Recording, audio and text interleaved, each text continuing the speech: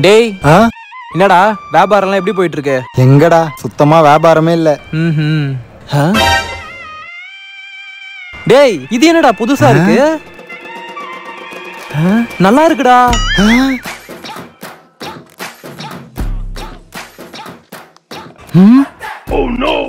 டேய் இந்த சாக்லேட் எப்படா வந்தது?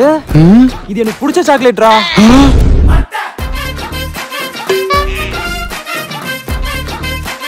இவனா மச்சான் ஒரு கவர் எடா. எதுக்குடா?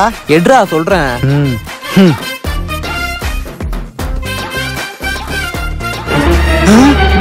இதெல்லாம் எதுக்குடா எடுக்கிற?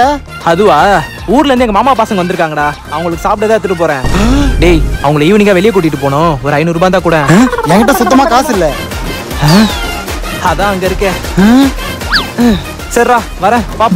அது கடன்கார கொடுக்க வேண்டிய காசுடா.